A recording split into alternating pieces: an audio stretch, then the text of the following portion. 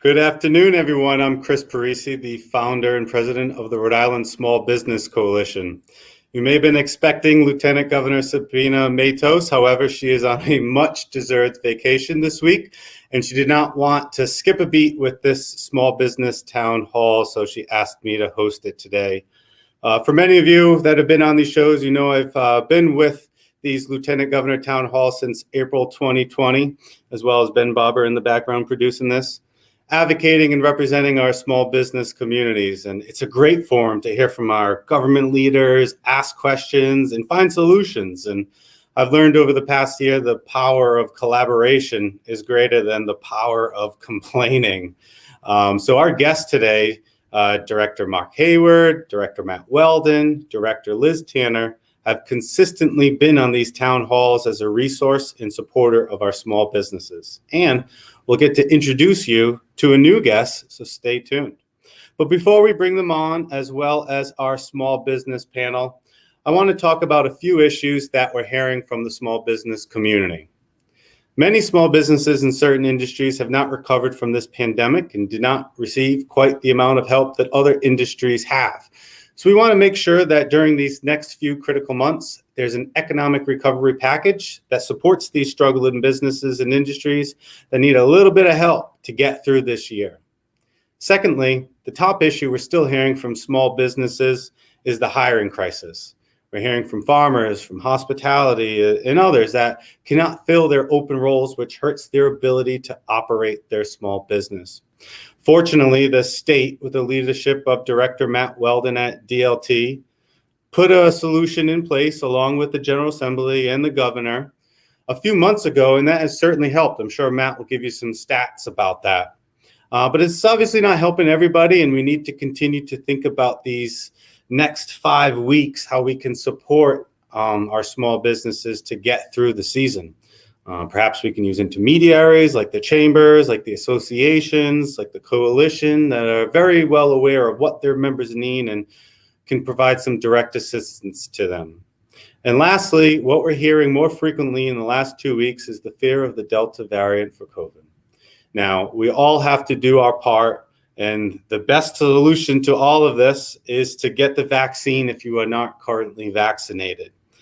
But what the small businesses are saying is that they could not survive any type of shutdown and any type of mask mandate, as that will bring consumer confidence down. It will halt our economic recovery that Governor McKee has led us through triumphantly.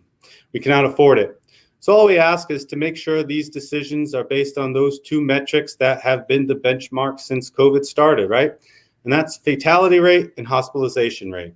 As long as those two numbers are low, then let's not hastily go into other changes that would affect small businesses. But again, the number one counter to all of this is to ensure you, yourself, your neighbors, your family are vaccinated so we can get through this together and continue our economic recovery.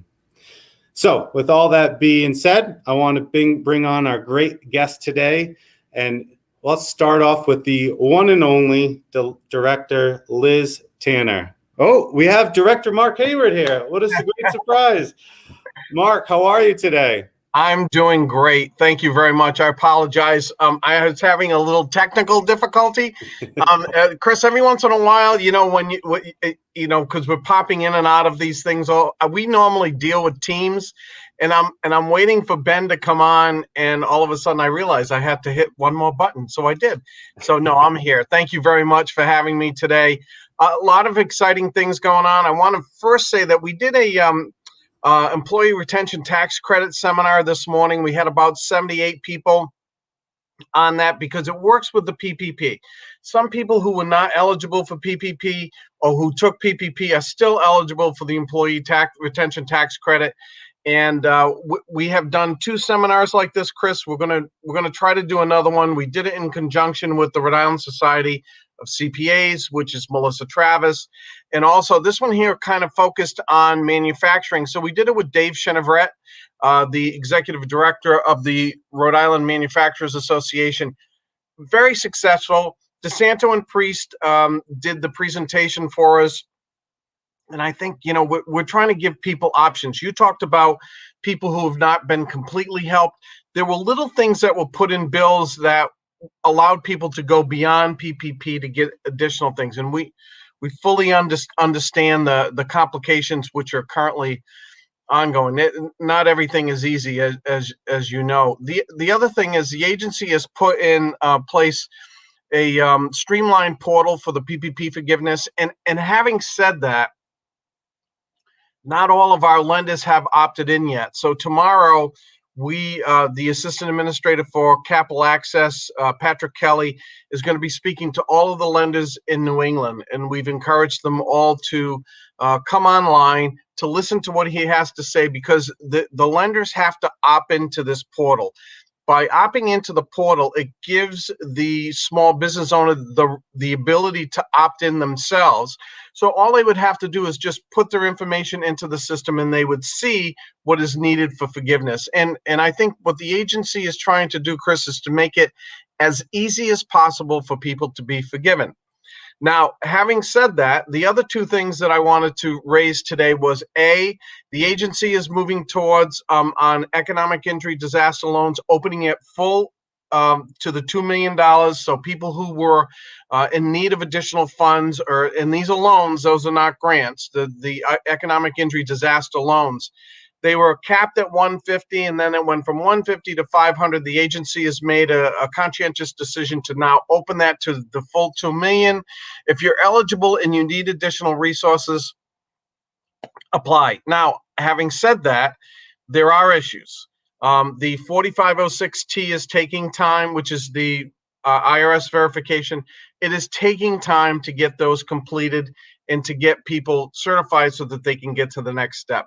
We do realize that there are some quirks with the system, and I'll give you one. A very dear friend of mine who owns a restaurant in Woonsocket, he born and raised in Rhode Island, born in Woonsocket actually. He popped up as being not a U.S. citizen, so there are some complications here. We told him just to fax a copy of his passport to the disaster office, which he did. Now his loan is in process, and for some odd reason there was a technical glitch, Chris, in some of these, so that has happened. So there are some easy fixes, and on the other hand, there are a couple of complicated fixes to it. So that's the economic injury disaster loans. They are moving. The second one is the economic injury advance. So these are grants. They were $5,000 and $10,000 grants. People being invited back into the portal. If you have an invitation back into the portal, we have a lot of people that are saying, is this a legitimate email address? If it says sba.gov, it is a legitimate address. If it says sba.com or .org, it is not a legitimate address. So remember that .gov is always going to be at the end of anything that SBA sends to you. So there are some opportunities for additional funds, but the bottom line is we want to make sure that the business community that needs the funds is going to get it. And we're working with the governor and the lieutenant governor on a whole host of other issues as well to see if we can get people up and running. My concern still is for hospitality, small retailers, travel industry, which are tremendously impacted. So in a nutshell, Chris, that's kind of a lot to absorb in a very small segment of time. No, we appreciate it. You've always been a big supporter of the small businesses and really managing the many programs through SBA. So we appreciate that information. One quick question at the very top of your segment. You talked about the training, the videos. If someone missed those, is there a way to watch those videos later? Is it on the SBA Facebook or the website? So we did not record today, but we did record the one prior to this. But yes, and if you want the slides, and the reason why I say that, Chris, is as both Peter and Ed from DeSanto and Priest said, the infrastructure bill may impact the employee retention tax credits because there are provisions in there to change it. So we're reluctant to put anything in kind of concrete until we have all of the evidence. But we know what's happening up to this point. It could change again to the benefit of the small business community. And if it does, then we're going to do an entirely new one that's going to focus in on what are the changes and how does it impact you. And Great. that one we're going to record. Thank you, Mark. Looks like we do have one question from our audience talking about the EIDL. I'm assuming the EIDL advance was denied for applicant requests a withdrawal or fails to proceed, but they did not withdraw. They also filled out the 54506T over 2 months ago.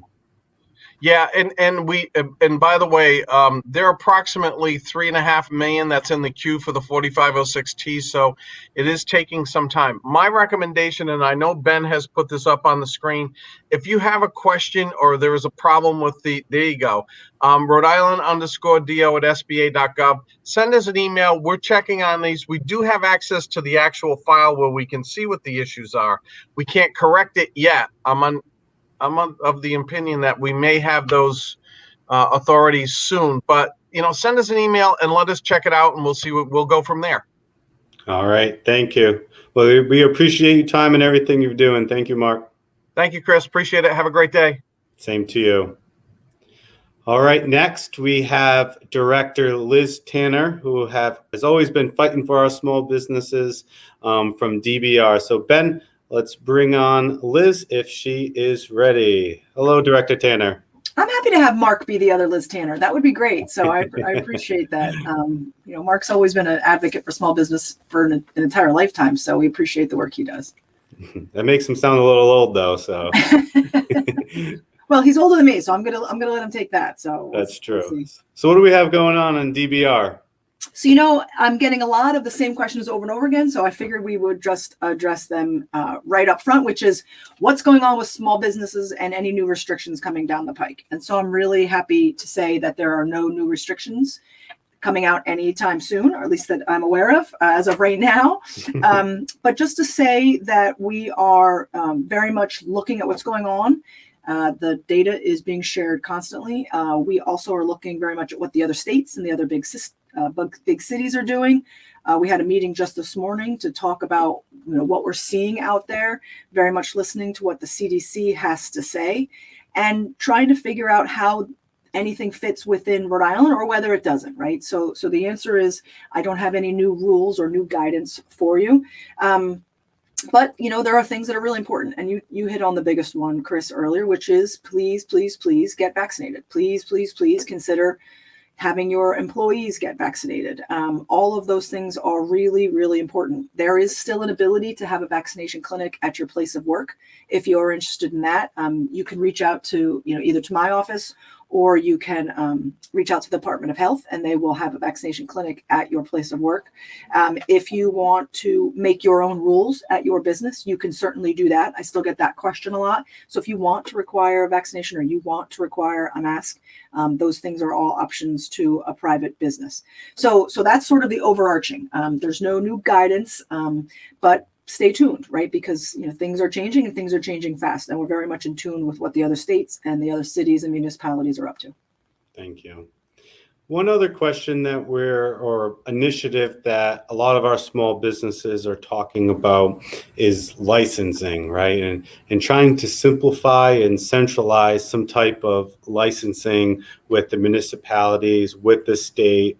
Is there any solution or initiative that you feel that would help? Maybe more paperless, blockchain? Tell me something that you may have already even thought of and proposed, I'm sure.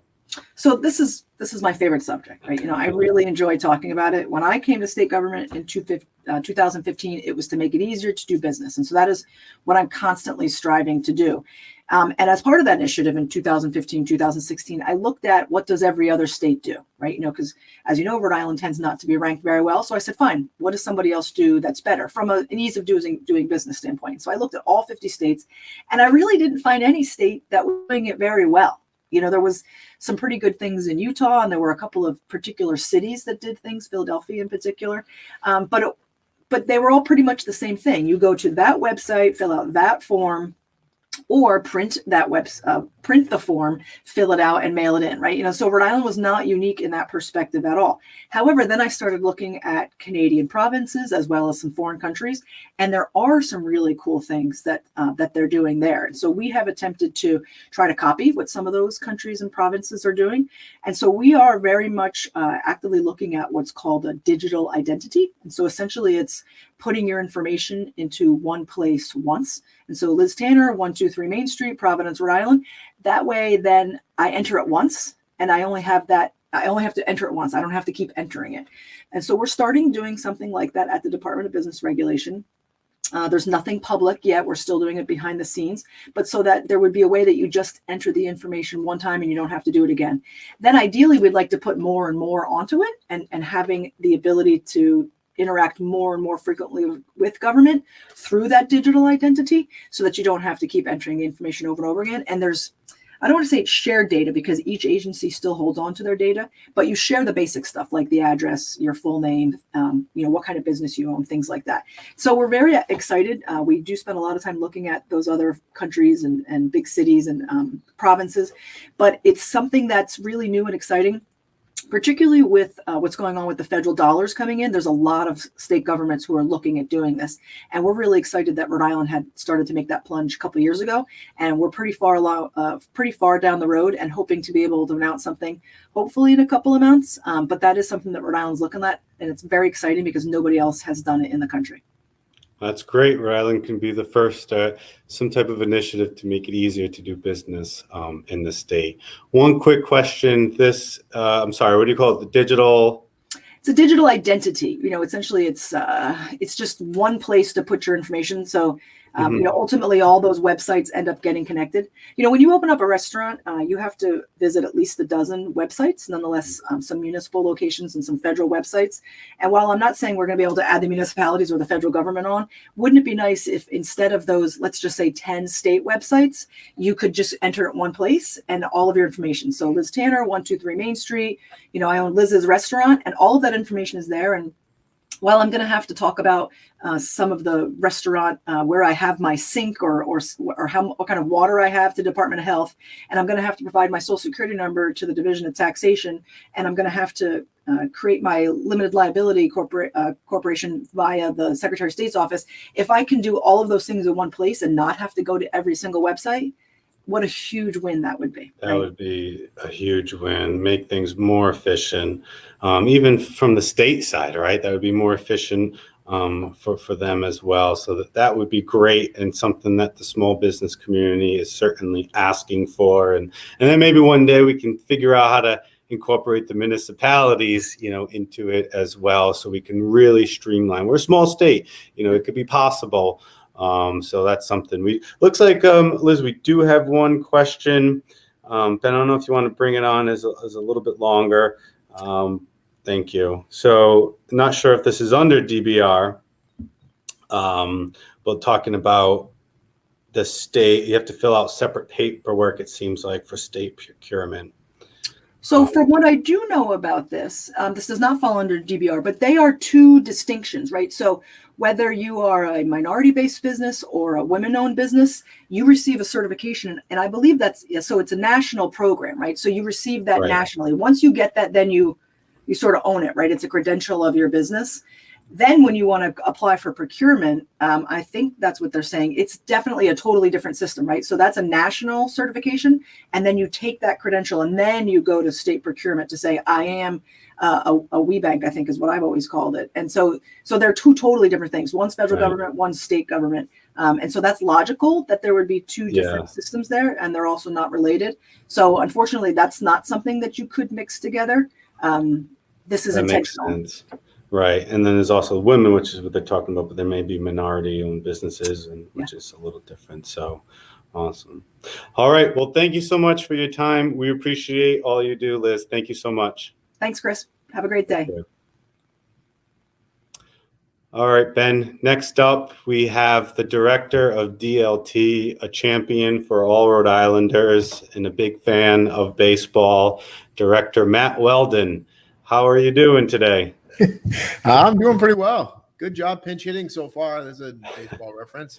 Wow. Things are going well. I've been talking about this a lot, and I'll do it again because so many people pay attention to these forums. The benefit programs that the feds created in the beginning of the pandemic end in 4 weeks. So we're down to 4 weeks. And I was asked last night in an interview, do we think they'll continue? There is no indication that they'll continue. More than half of the states in the country have already stepped away from these programs. Rhode Island didn't do that, was never going to do that because we know how important they are to help provide meaningful income support for Rhode Island working families. But they're coming to an end, and it's time to transition back to work. It's been time for some time. We reintroduced the work search requirement on May 23rd. Since then, we're down about 11,000 claimants. So we know people are going back. The issue that I think we're really having is not enough are going back. They're not going back quickly enough. And where are they going? And so I think because it's a job seeker market, and it has been for the last several months, people are being choosy. That's what we're reading in national press. People are looking at different opportunities. That's totally going to change in a month.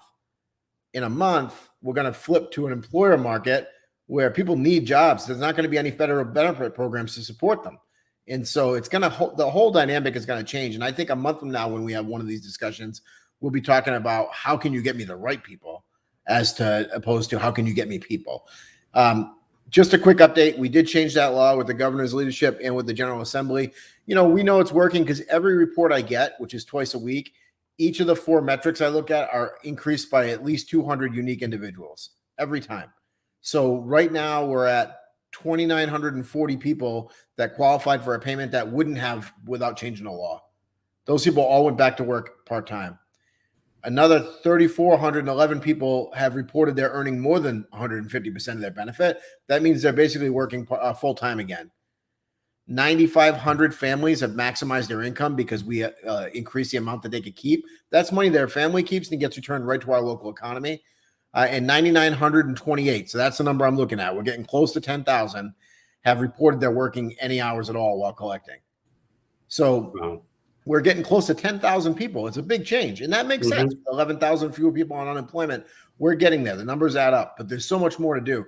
Right now, what I want to do is make sure employers know that at backtoworkri.com, they can, first of all, go to the website and register for free. Start to work with us and let us help you find the talent you need to succeed. There are people, I'm pushing them every single day to go there. And I'm not trying to do it in a check the box kind of way. A lot of states will try to sign people up to have that stat in their books that they signed up a lot of people. I want people to meaningfully engage. I want them to put their information in and say who they are and what they like and what they're looking for. So we can use the systems and the tools we have to connect them with employers that are looking for that kind of talent. We're doing a lot of workforce training stuff coming up.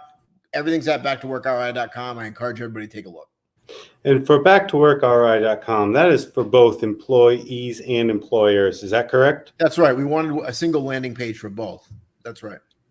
And it's a way to potentially connect, especially as you said, when these federal bonuses run out, there's going to be a lot of job seekers. So it's probably in their best interest to get on now and try to get a job before the end of the federal program, because I think if the thought is that everyone's magically going to get a job right when the federal program runs out, that's not going to happen. In addition to that, these small businesses may not even survive these 4 weeks if they're unable to get the help to operate their business, which would then have less jobs available. So these are great programs, and it sounds like the stats are definitely heading in the right direction, which is great, and great work by you and your team. All right. One other question I have is regarding business services. Is there a separate department that just works with the small businesses? And if so, what's the best way to reach out to the business services? Well, we do have a business service unit, and I am still working to introduce a single point of entry for that and a system. Liz just talked about tech, right, and state systems. That's one of the things we've learned during the pandemic, or it forced our hand. We need investments in tech. And because we just don't have the best way to communicate. We let down a lot of businesses during the pandemic from government, especially from DLT, because we didn't have a meaningful communication channel. That's something I'm building out. Right now, I would say if you go to DLT's website, you can see services for employers. You can always reach out through the governor's office or lieutenant governor's office, and we'll make those connections directly for you. Great. Well, thank you, Matt. Appreciate all you do for Rhode Islanders and our small businesses. Thank you. Take care. All right. I told you all about a new guest coming on our small business town hall. This is a newly appointed role for small businesses. And without further ado, Ben, let's bring on Simon Goodiaby. Hello, everybody. Good afternoon. Can you hear me all right? We can hear you loud and clear, Simon. Well, my name is Simon Goodiaby, and I'm, like Chris said, I've been recently appointed as the small business liaison for Governor Dan McKee, and I'm thrilled to be part of this Rhode Island Small Business Town Hall meeting, the Lieutenant Governor's Town Hall meeting that's being led by Chris this afternoon. And I look forward to working with all the key players, all the stakeholders around the 39 cities and towns. And I just to follow up on what Director Tanner was saying, I love that idea of the digital identity for Rhode Island small businesses. That was something I was looking at also, how to make it a little bit more efficient when small businesses are, registering to do business in Rhode Island. And like you said, Chris, it will also help with the ranking of the state out there, when it comes to those newspapers and other organizations that are ranking states in their economic work. So Simon, tell us a little bit about what your role is in terms of small businesses. Basically, my role is is two prongs, right? First, I have to work with all the organizations, the intermediaries, and people who are involved in helping small businesses. And also, I work directly with small businesses. That's the second prong. And I listen and I provide advice, and then I make recommendations to Secretary Pryor, because my office, as a matter of fact, I work out of Secretary Pryor's office at Commerce. I work with Secretary Pryor, and I make recommendations to Secretary Pryor and to the governor. Great. So trying to find ways to make it even better on how to do business here in Rhode Island. Right. And we even talked about how can we help businesses grow, right? Provide them the tools and resources. Absolutely. We're looking at all of that. And there are many little things that are in the works right now. But like I said, I just started. So we're going through those discussions right now. But stay tuned. More to come. Well, that's exciting. Well, we're glad to have you on our side, Simon, and thank you for joining us today. We look forward to continuing this conversation. Thank you for inviting me. It's a pleasure. Of course. All right. Well, thank you to all our government officials for joining us and sharing their thoughts and updates. And now let's hear from our small businesses directly. We have a panel of folks all around the state. If you want to bring them on, Ben, we have three panelists. We have Rory Miller from Union Burrito and the Apiary. We have Lisa Raiola, from the founder and president of Hope in Maine. And we have Mike Stryle from Team Got a Q up in Cumberland. So Rory, we'll start with you first. Introduce yourself briefly and tell us, how's it been, running and owning a few businesses during this pandemic? Yeah. Well, first of all, thank you for inviting me to this town hall or forum. It's really, I've actually been taking notes through the first few presentations, and it's already had some payoff, I can say. So so I own two businesses. One is Union Burrito, which is a quick service Mexican food restaurant on the East Bay bike path, and the second is the Apiary, which is a construction company.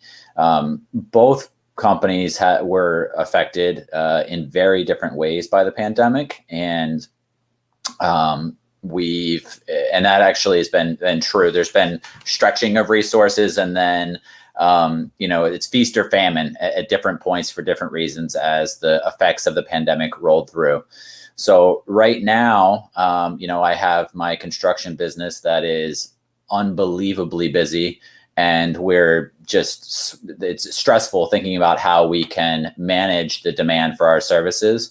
On the other end of it is we have our food business that is also experiencing a resurgence in customer activity. However, we've seen a tremendous increase in our cost of doing business, and that's made it so we're exerting a lot of energy, capturing a lot of customer activity, but the return on investment for that has never been lower.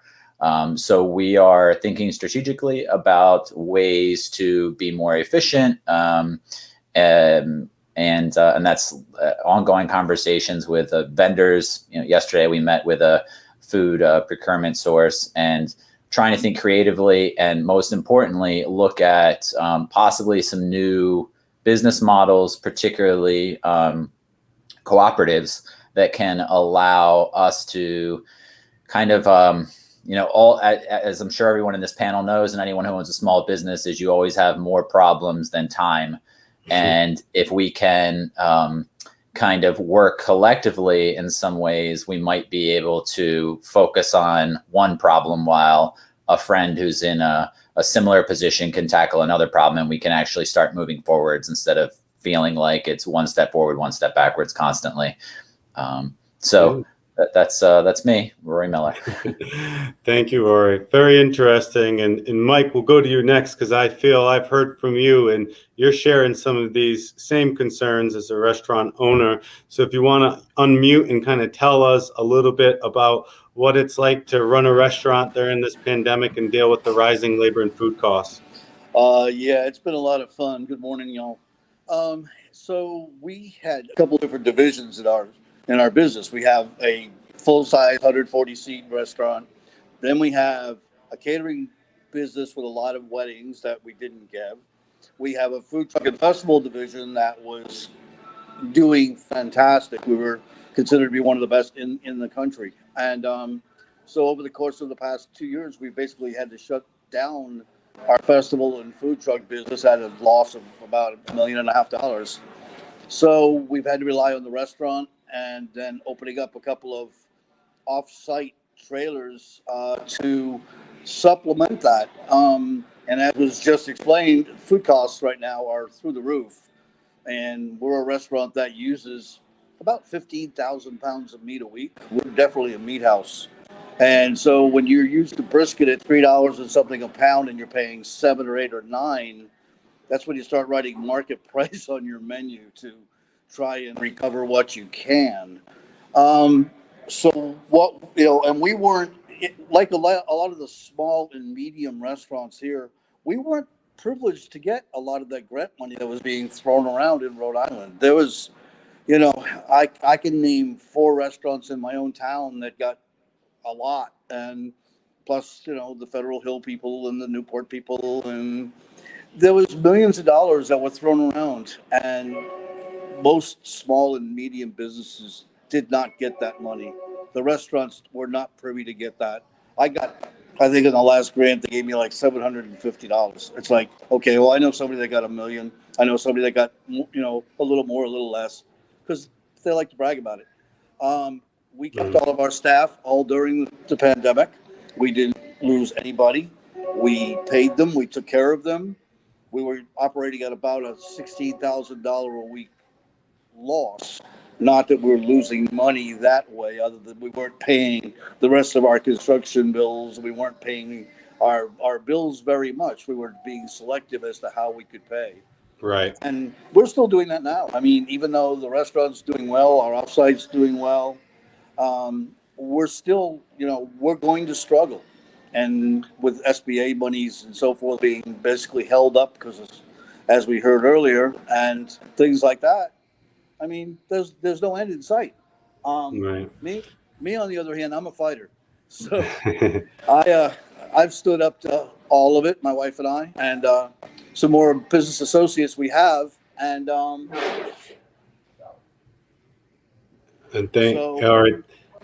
anyway, and we're holding on. So Keep on fighting, Mike. And Lisa, you've probably heard, similar stories to Mike and Rory as the founder of Hope in Maine, about the rising food costs and about how you always have to pivot and be innovative as a small business owner. So tell us a little bit more about Hope in Maine, as well as what you've been hearing from your community. Yeah. Well, again, Chris, thanks for having us on today. And I know Mike and Rory, and they're real leaders and visionaries in the food, on the food landscape here in Rhode Island. And they both know that even before COVID, as Rory said, small businesses have about 1,000 ways to die, before this ever happened.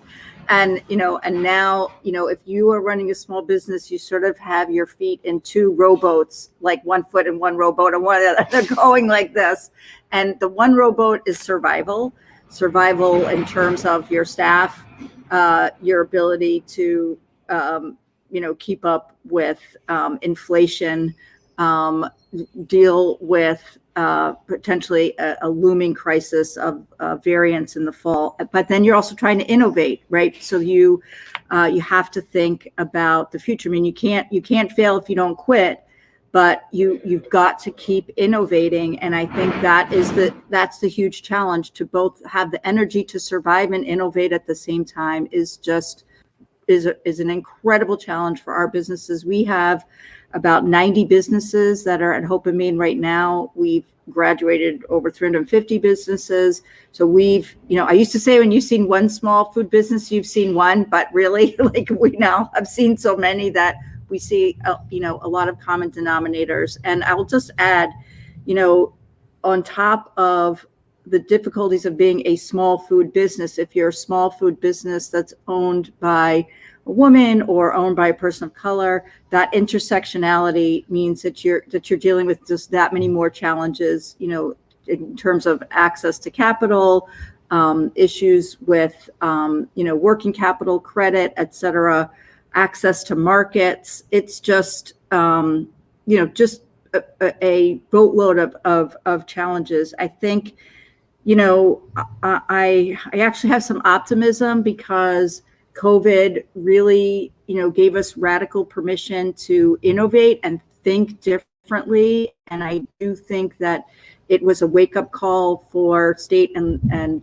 federal government of how to help small businesses, which have always been sort of marginalized. We're not the sexy group. We're not the group that tends to get people elected. There's a very slow rate of progress that small business makes, as opposed to bringing one big, 800-pound gorilla into town. But frankly, and especially in Rhode Island,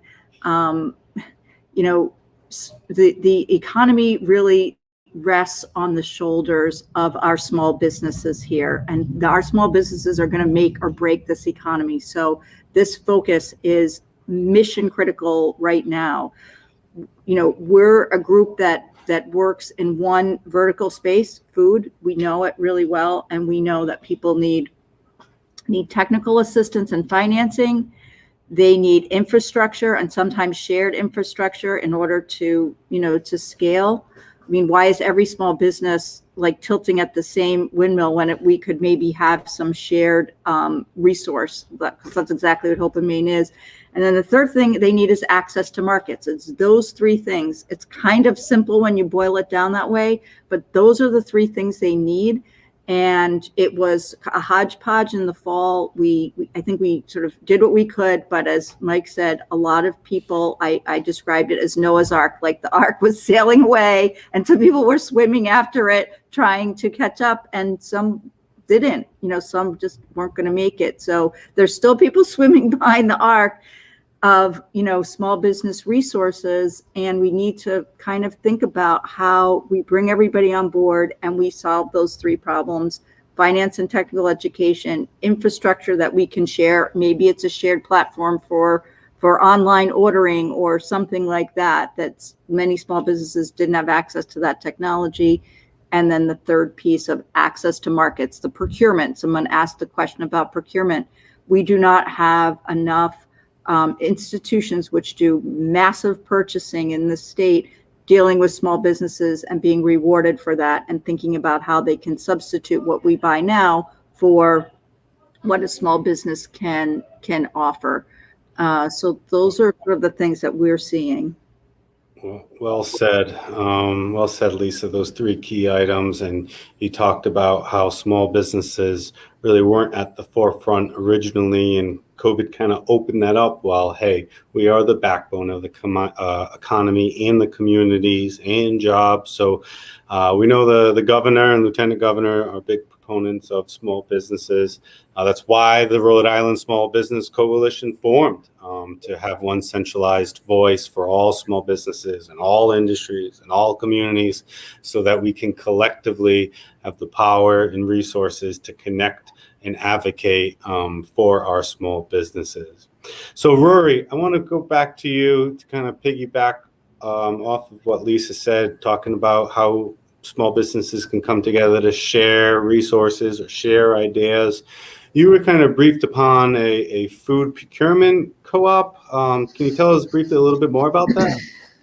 Yeah, sure. So I want to just, before I jump into this, to talk, real quickly about a comment Lisa made about the Rhode Island economy. And, the hospitality industry is a big part of the economy. Like we're creating sales, which creates economic energy, but also we employ a lot of people in this state, and we employ a lot of people that happen to be on the most on the fringes of the the economic ladder. And we they're some of the hardest working people that you'll come across. I mean, my team, I think, we think first about our team, and then how can we continue to support them before we think about anything else. And so those families, if you look at coming from construction, and we all know we have a housing crisis, it's our employees that are bearing the brunt of this in two ways. They're working their butts off, they're getting paid very modestly for it, and on top of that, they're about to get smacked with a big increase in their rent coming, and everybody knows it. So we employ a lot of people, and that, I think, is one of the biggest effects that we have when you talk about supporting small businesses, is you're supporting the thousands of families that work for us.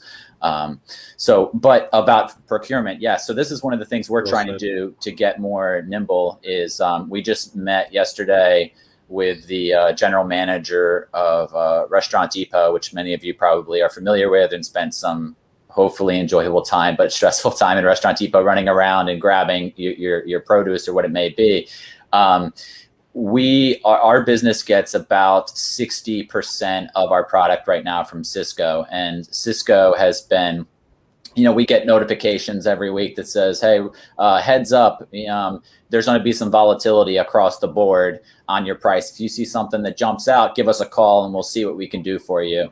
And it's, well, that's nice, you're thinking about it, but the reality is I've never seen them give me any, say anything other than, oh, I'm sorry, thanks for calling, but I'm sorry. So we need to take some control over our procurement, particularly small businesses, as I'm part of a network in the East Bay of Mexican food restaurants. So my business partner at Union Burrito, which we do about $400,000 in sales, but we're part of 7 other restaurants that are similar size, each do around $500,000 to $600,000 in sales. And we find that economy of scale that we get gives us more bargaining power.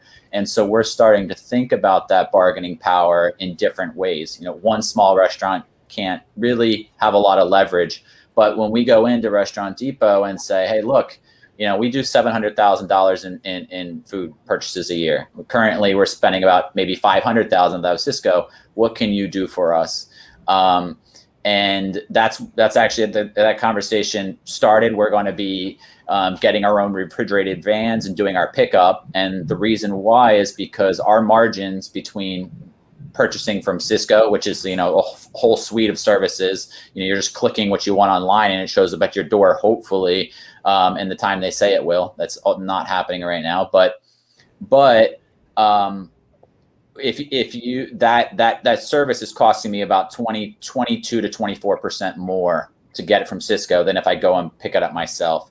And I think because of the troubles in the trucking industry, which Cisco has really been hit hard by, that there's an opportunity for small businesses to work together and actually go get their own product from these distribution centers, like a Restaurant Depot. That's not technically a distribution center, it is a retail setting, but it's the closest thing we can get to a distribution setting. And so if I'm willing to, I've calculated I should save about 10% across the board on my food acquisition, which, if I look at my year-over-year change, last year in 2020 during the pandemic, or the first year of the pandemic, I was paying about 27% food costs. This year, I'm up to 38 to 40 given the week food costs, and that's not sustainable. Like I said, I'm busy, but I'm not making money, and I'm burning out my staff, and it's not a great feeling to not see any return on tremendous effort being put in from everybody.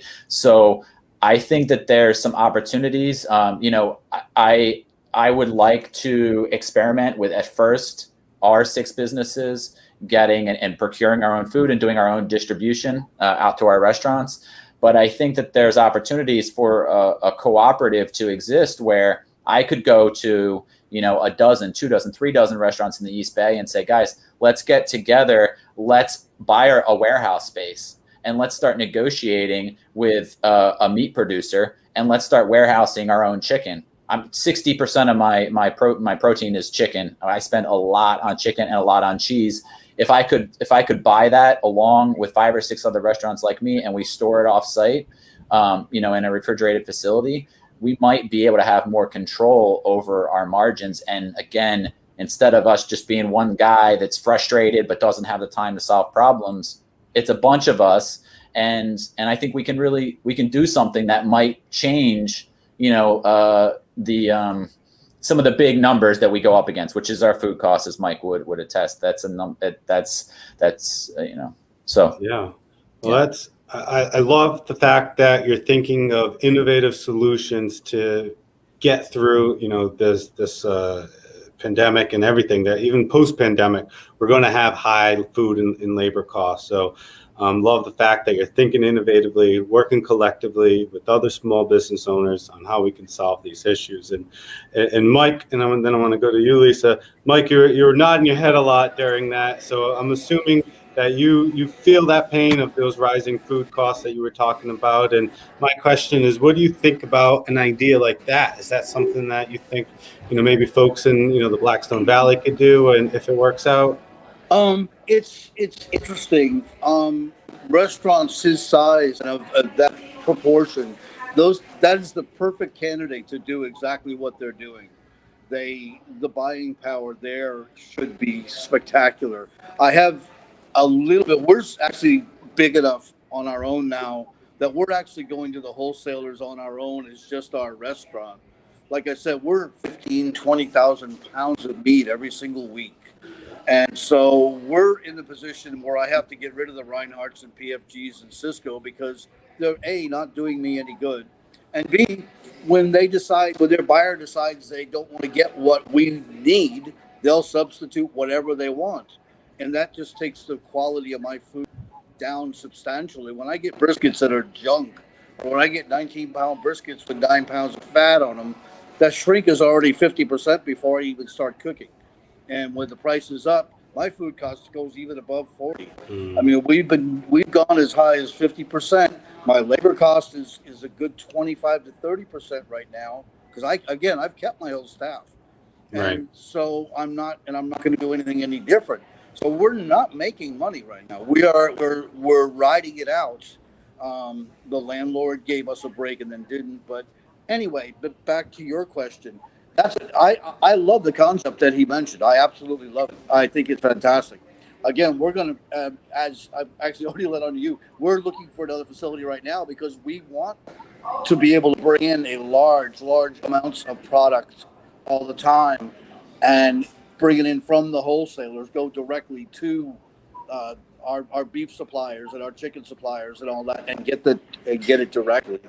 And that's what we're looking at doing. again, I won't survive if they keep going the way they're going right now, without me getting the rest of my resources back up and my festivals back up and maybe another restaurant up. We're not going to survive, and that's my challenge. Yeah, thank you, Mike, for sharing. And Lisa, I mean, these ideas, I mean, you founded Hope in Maine, and you've had a lot of successful stories. I see one comment from Mariana talking about thanking, your leadership. But what are your thoughts are when you hear about businesses trying to innovatively think about working collectively? I mean, that's the whole premise of Hope in Maine in a way. Is that right? Well, it is. And, so if I pull the camera back and listening to Rory and Mike, these are two small businesses that are planning to expand to create a more sustainable regional food system, right? They want warehousing. They want shared procurement. They looked at these, these supply lines from Cisco and everywhere else that are brittle, are centralized, and don't care a lot about small local business, right? So if Rhode Island is smart, Rhode Island is going to listen to these guys and say, we need more regional infrastructure to support a food system that supports the workforce that can't afford to buy their houses in Rhode Island because we can't pay them enough because we're not making any money. So it's all about local economic development through the food economy. These guys should get some type of financing from the state, maybe through ARPA money, that recognizes that they're adding value to the local food economy. They're creating something more sustainable. They're creating something more innovative. I mean, that's what Hope in Maine was from the very beginning, is trying to, keep the wealth of the work of these small businesses in our economy. The Ciscos of the world strip mine small food businesses. We don't, maybe someone from Cisco's listening, but we don't have many Cisco trucks pulling up here. And that is, that's what we need to understand is if these guys are trying to make this investment, where is their tax credit? Where is their support for new refrigerated warehouses and for the trucks that they're going to buy and for the drivers that they're going to employ? We are taking back our local food economy to almost more of a mercantile economy. It's more sustainable, it's healthier, it supports small business. State of Rhode Island, watch this video afterwards because this is the kind of innovation that we should be supporting with some type of incentives for these businesses.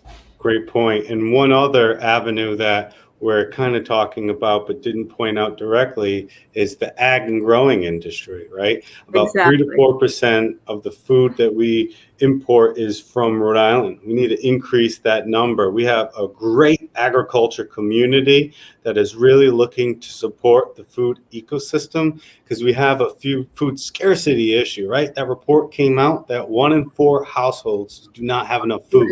Sure, right. In Rhode Island. And that's crazy. We have the resources, we have some of the land, not a huge state.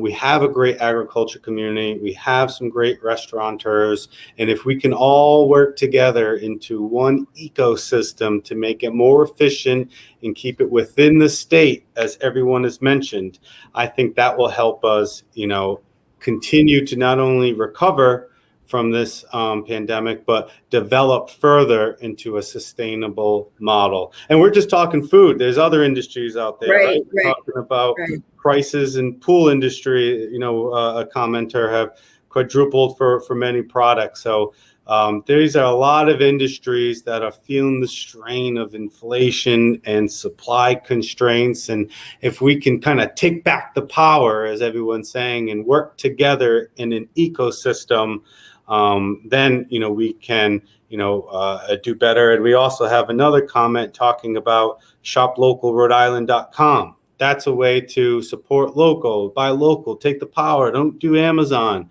We need to continue to think of innovative ways so that we can support each other and our Rhode Island workers so that we can get out of this, pandemic, not only just survive, but thrive as well. So, any last comments? We're hitting up the hour mark. Rory, you want to make a final? Yeah, I had noticed there's some comments about potentially, restaurants, we can just raise our prices. And I just want to we ran some experiments when we raised our food prices 10% back in April, when we first saw the big spike in food costs. And what we noticed was increasing our basically our entire menu 10%, our check average stayed the same. And that to me tells me that our customers, the East Bay community, can only afford X amount of dollars for food. So it's not, raising your prices is not the solution. The solution is supporting the base, support our employees, and support the people that work throughout our community by getting a little bit more money in their pocket. Because we can't price our way out of this. That's not the solution. The solution is to help bring our cost under control by giving us some, as Lisa said, some lending resources. We are, I think small business owners are a lot more savvy than meets the eye. It's just we are unbelievably burdened by stressors that you just cannot imagine. Give us some breathing space, give us some working capital to create thinking space, and you'll be really happy with the results. No. That's correct. That's true. That's so true and well stated. Well, this was a great panel, great conversation. We're talking about innovative solutions on how we can continue to grow Rhode Island. Thank you so much for your time, Lisa, Rory, and Mike. Thank you. You're very welcome. Well, that concludes this week's episode of the Lieutenant Governor's Small Business Town Hall. She'll be on in a couple of weeks for the next program. And as a programming reminder, next week, so every other week we switch off, the Rhode Island Small Business Coalition has their own program called the Live Town Forum. And that's when we have one featured guest having a focused discussion on how we can support our small businesses. Next week's guest, this time, Tuesday at 12 p.m., would be Congressman David Cicilline. So please prepare your questions and tune in next week. Follow us at RI Small Business to learn more on Facebook. Thank you, everyone, for tuning in. I'm Chris Parisi signing out. Have a great day.